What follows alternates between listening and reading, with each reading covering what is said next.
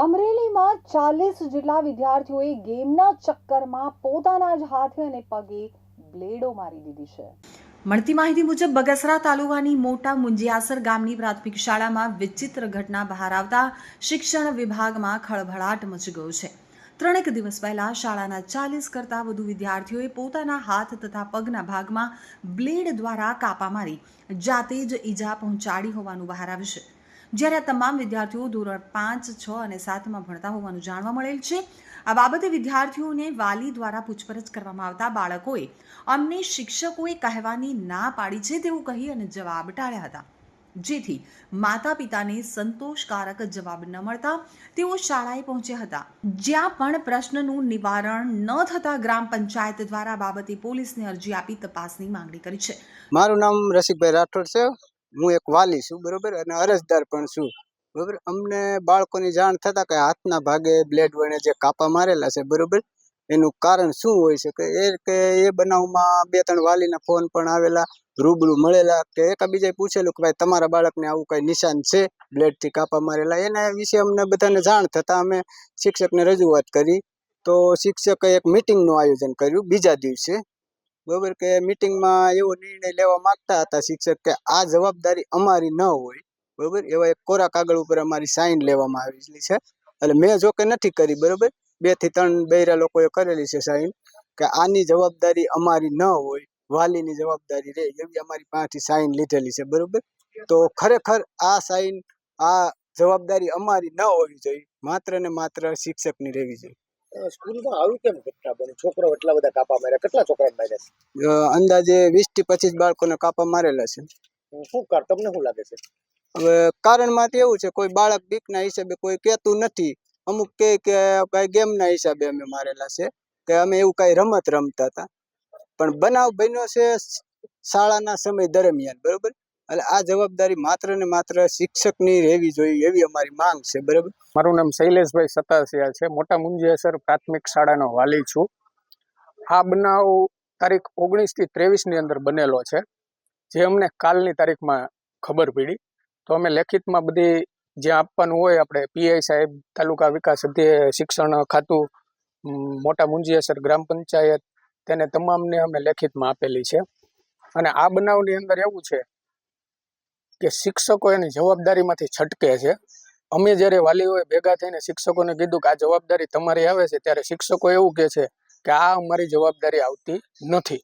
અને આ બનાવ બન્યો ત્યાર પછી શિક્ષકોએ એક વાલીની મિટિંગ બોલાવી હતી અને અમુક વાલીને જબરજસ્તી સાઈનું લીધી હતી કે આની અંદર આવા બનાવની અંદર અમારી કોઈ જવાબદારી આવતી નથી, તમારા વાલીઓની જવાબદારી હોય. તો સ્કૂલની અંદર બાળક ભણવા આવે છે તો 5 કલાકના જે ટાઈમ પીરિયડ છે, 5 કલાકનો, એની અંદર જવાબદારી કોની આવે?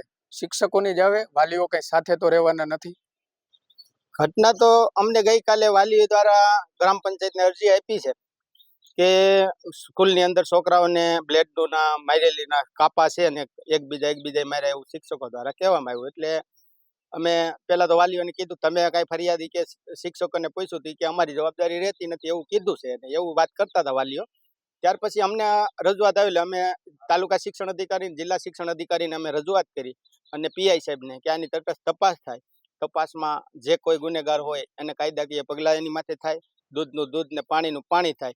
છોકરાઓનો એકબીજાએ મારી હોય તોય પણ એ તો એનું તપાસનો વિષય છે, એટલે તપાસમાં જે કાંઈ આવશે એ આવશે. તો આ ઘટનામાં વિદ્યાર્થીઓ જાતે જ ઈજા પહોંચાડી છે કે અન્ય કોઈ વ્યક્તિ દ્વારા આવું કરવામાં આવેલ છે તેની તપાસ કરવા માંગણી કરવામાં આવી છે. અત્રે ઉલ્લેખનીય છે કે શાળામાં આવેલા સીસીટીવી કેમેરાની તપાસ કરવામાં આવે તો સાચી બાબતો બહાર આવી શકે તેમ છે. સમગ્ર ઘટના બાબતે ગામના સરપંચ જયસુખભાઈ ખેતાણીના જણાવ્યા અનુસાર શાળામાં આ વિચિત્ર ઘટના બનવા પાછળના કારણ જો અત્યારે શોધવામાં નહીં આવે તો ભવિષ્યમાં કોઈ બાળક જીવ ખોઈ બેસે તેવી પણ શક્યતા રહેલી છે. સમગ્ર મામલે શિક્ષણ મંત્રીનું નિવેદન સામે આવ્યું છે. તેમનું કહેવું છે કે બાળકો સામે ચેલેન્જ આપી હતી, જાતે જ એકબીજાને ચેલેન્જ આપી હતી. આપણા બધા માટે આ ગંભીર બાબત છે. આજ સાંજ સુધી રિપોર્ટ મળી જશે. બાળકોના માનસ ઉપર એવી અસર થઈ છે. ડેન્જરસ ગેમના રવાડે બાળકો ચડ્યા હતા. હારી જાય તો બ્લેડ મારી દેવાની તેવી ગેમ હતી. ઘટનાને એક કેસ સ્ટડી તરીકે લેવાશે. વિડીયો ગેમ ઉપર શું કરવું તે વિચાર કરીએ છીએ. આ પ્રકારની ઘટના રોકવા ગહન ચિંતનની જરૂર છે અને અમારી સરકાર આ અંગે પગલાં લેશે.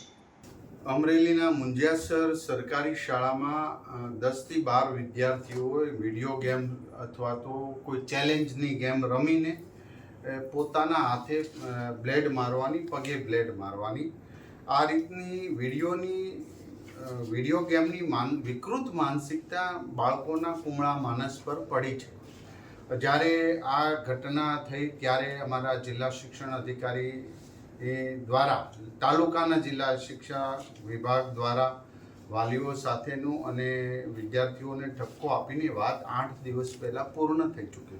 પરંતુ આ એક સામાન્ય ઘટના જ છે, કોઈને નુકસાન નથી, પરંતુ સામાન્ય આમ ન ગણી શકીએ, કારણ કે આવનારા સમયમાં આવી ચેલેન્જ ની ગેમો રમે તો વિદ્યાર્થીઓ અને બાળકની અંદર વિકૃતતા આવી શકે અને આવી રહી છે. તો ચોક્કસ પ્રકારે આને એક સ્ટડી કેસ તરીકે અમે કરીને અન્ય શાળાઓને આ વાત જણાવીશું. વાલીઓને વિનંતી છે કે બાળકોને મોબાઈલ આપવો નહીં ને ગેમ રમતા હોય ગમે એટલા તોફાન કરે, ધમપછાડા કરે, પણ ધીરે ધીરે આવી ગેમો અને મોબાઈલથી વણગણ દૂર રાખવું.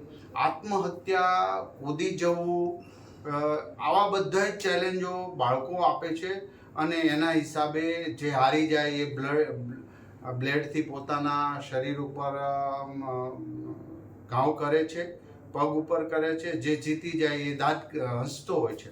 તો આવી જીત, આ વિકૃત માનસિકતા તરફ સોશિયલ મીડિયા અને ગેમ દ્વારા જઈ રહ્યા. તો મારી વિનંતી છે કે આ કેસમાં તો અમને મીડિયા દ્વારા પણ જાણ થઈ છે અને મેં અત્યારે ફરી વખત તપાસ કરી અને સ્ટડી રિપોર્ટ કરી આ બધી શાળાઓમાં અમે મોકલશું, જેથી કરીને અન્ય શાળાઓમાં પણ આવી ઘટના ન ઘટે. તો વાલીઓ પણ, શિક્ષકો પણ પહેલાં મોબાઈલ છોડી મેદાન અપનાવે, ત્યારે જ બાળકો અપનાવશે. આવો સૌ સાથે મળીને આપણે આવી ઘટનાને કોઈ પોલિટિકલ અંજામ નહીં, પણ આપણું બાળક છે, ગુજરાતના દરેક બાળકો આ રીતે વૈચારિક સમૃદ્ધ બને એ હેતુસર તમામ લોકો આપણે આગળ આવીએ અને આવા પ્રશ્નો સોલ્યુશન માટે સૌ પ્રયાસ કરીએ. એવું એ રીતે જે મને જાણવા મળી એ તમામ હકીકતો પાછી હું મીડિયા સમક્ષ આપીશ.